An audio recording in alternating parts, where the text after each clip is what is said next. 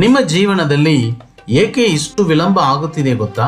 ನೀವು ಪ್ರಾರ್ಥಿಸುತ್ತೀರಾ, ನಂಬಿಕೆಯಿಂದ ಕಾಯುತ್ತಿದ್ದೀರಾ, ಆದರೆ ಉತ್ತರ ಬರುತ್ತಿಲ್ಲ ಅನಿಸುತ್ತೀಯಾ? ಇದರ ಹಿನ್ನೆಲೆಯಲ್ಲಿ ಇರುವ 3 ಸತ್ಯಗಳನ್ನು ಬಗ್ಗೆ ಧ್ಯಾನಿಸೋಣ ಬನ್ನಿರಿ. ಮೊದಲನೇದಾಗಿ, ದೇವರು ವಿಳಂಬ ಮಾಡುವುದಿಲ್ಲ, ನಿಮ್ಮನ್ನು ಸಿದ್ಧಗೊಳಿಸುತ್ತಾನೆ.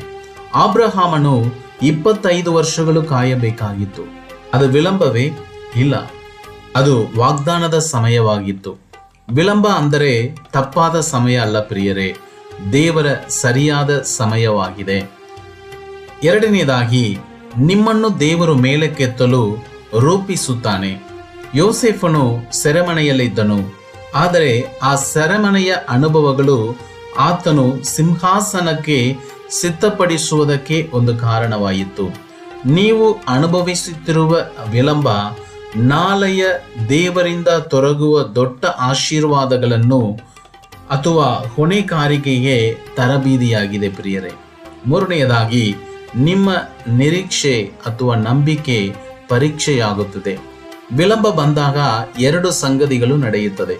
ಕೆಲವರು ನಂಬಿಕೆಯನ್ನು ಕೈಬಿಡುತ್ತಾರೆ, ಇನ್ನು ಕೆಲವರು ಇನ್ನಷ್ಟು ಬಲವಾಗಿ ಇರುತ್ತಾರೆ, ಕರ್ತನ ನಂಬಿಕೆಯಲ್ಲಿ ಬೆಳೆಯುತ್ತಾರೆ. ದೇವರು ನಿಮ್ಮನ್ನು ನೋಡುತ್ತಿದ್ದಾನೆ. ಉತ್ತರ ಇಲ್ಲದಿದ್ದರೂ ನೀವು ಆತನನ್ನು ನಂಬುತ್ತೀರಾ ಅನ್ನುವುದನ್ನು ಪರೀಕ್ಷಿಸಿ ಕರ್ತನು ತಿಳಿದುಕೊಳ್ಳುತ್ತಾರೆ.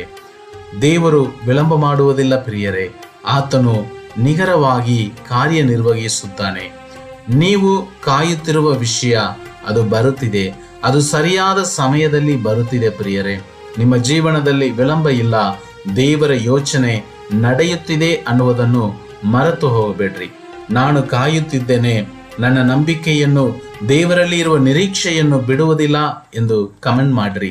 ಇನ್ನು ಇಂತಹ ಸಂದೇಶಗಳನ್ನು ಕೇಳಬೇಕಾದರೆ ನಮ್ಮ ಚಾನಲನ್ನು ಸಬ್ಸ್ಕ್ರೈಬ್ ಮಾಡಿರಿ.